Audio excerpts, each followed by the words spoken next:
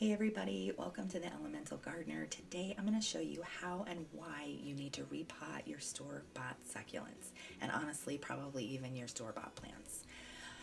These all were on clearance for about 16 bucks, so I got all four of these huge succulents for $4 a piece. That big one right there is blue hail jade.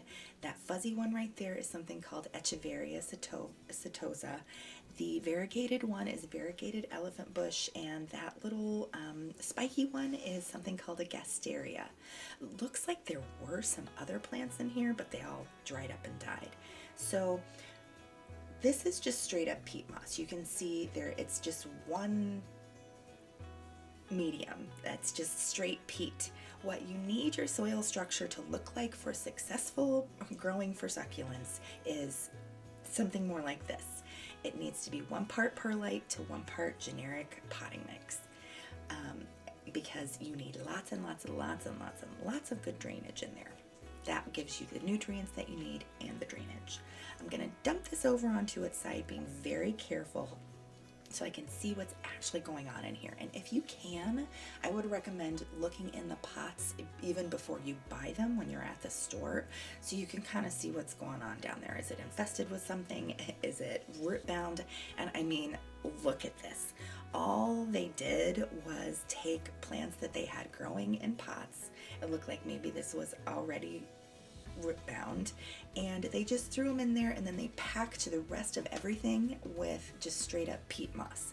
So luckily this was already growing in the original pot in some pretty good medium with good drainage.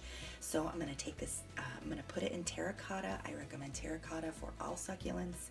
I'm going to put the screen in the bottom so nothing gets in or out, and I'm going to make sure I've got enough of this soil in the bottom so that where the plant meets the soil is just about at the top of the pot. You don't want it to sit too far deep down in there, or it could cause root rot.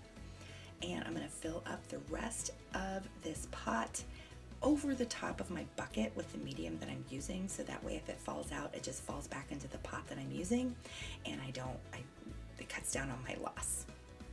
So now that that is all good to go, I'm going to press that in there. I'm not even going to water it. I'm just going to set it off to the side, and I'm going to see what it does over the next couple of weeks. The next thing that I am going to work with is this blue hail jade.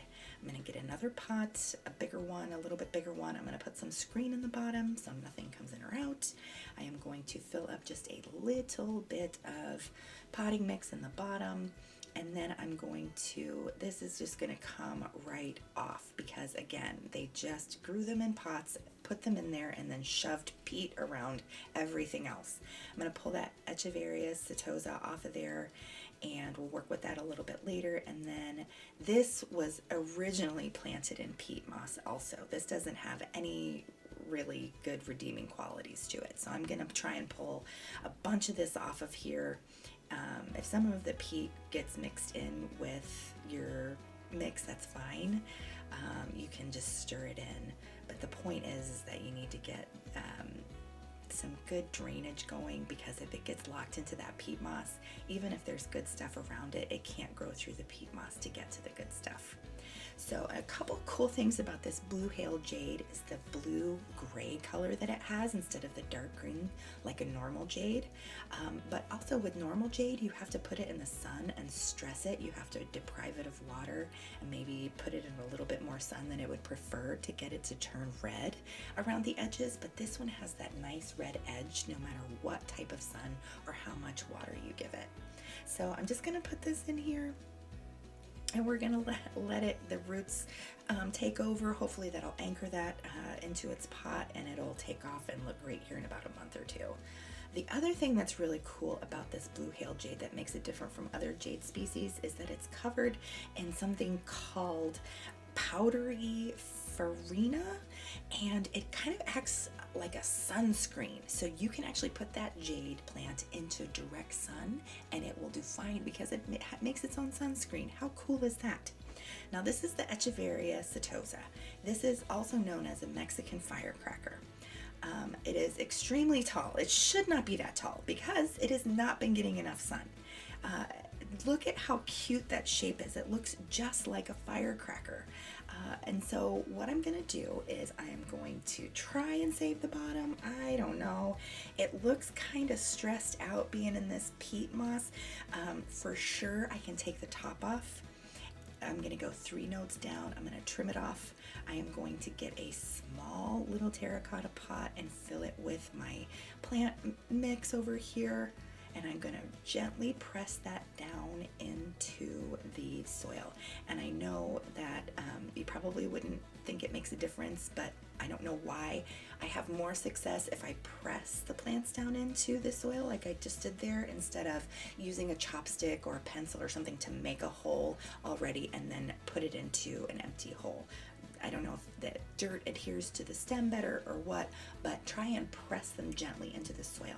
I get a lot better propagation when I do it that way. So now this looks really, really stressed, and this is what I'm talking about. That is a pretty big plant, but look at the root structure. There's really not much there. And actually, I'm gonna just take these roots and tear them off right there and hope for the best, because it is so packed in to this peat moss. The roots were never really allowed to grow and expand. So this is kind of my last ditch effort. I don't really think this is gonna work, but we're gonna try it anyways. And we're gonna put the bottom with the roots into a little terracotta pot, fill it up with our potting mix, and we're just gonna kind of hope for the best. Now this thing is still probably like 6 inches long, so I'm gonna take the top 3 nodes and I'm gonna snip that off too. And I'm gonna see if I can't get something to just grow from this stem. To remember which way is up, I'm gonna cut it at a diagonal so that I don't get it mixed around, because if you do it upside down, you're definitely not gonna get anything to grow. I'm gonna just press it down into the soil in a little terracotta pot, just like I did with the other one, and hope for the best. Now here I'm going to take my shears and I'm just going to injure the nodes, because that can also tell the plant that it needs to start making a new plant right there. So these are all of my little tips and tricks. If those are going to survive, I'm keeping my fingers crossed. We'll see. I'm not too hopeful, but you never know. It's always worth it to try. So lastly, we're going to deal with this elephant bush. It's a variegated elephant bush, and variegated just means that it's green and white. So anything that's variegated is going to grow slower and not as big as its counterparts that are all green. But I just love variegated plants because houseplants are all green, and I love it when I can get any kind of color, even if it's white, mixed in with my houseplants. So this one, I feel so bad for this one. This one was also planted in straight up peat moss, and then on top of it was stuck in the middle of everything. So I'm really going to tear all those roots apart, and I am going to get as much of that peat moss out of there so that it gives those roots a chance to grow. The other reason I want to remove as much as possible is because I want to get this plant down in as low as I can, and wherever I plant the pot to plant the elephant bush down where the stems are, that is where new roots will grow. And it just looks better when it's shorter and bushier. But those new roots are going to give it a better base, a better foundation to grow from. So I hope you can see why it's essential to look deeper, and how exploration helps us discover hidden gems, untapped potential, and limitless possibilities that lie within us. However, we must first be willing to see and let go of what hinders our growth. Letting go does not signify weakness. It is an act of courage and strength. It means releasing the shackles that hold us back from reaching our full potential. By removing these barriers, we create space for growth. We create space for transformation. We create space for new beginnings. And like these plants, we need to look at ourselves deeper, give ourselves what we need to not only survive, but to thrive, and to live a life that truly resonates with our spirit.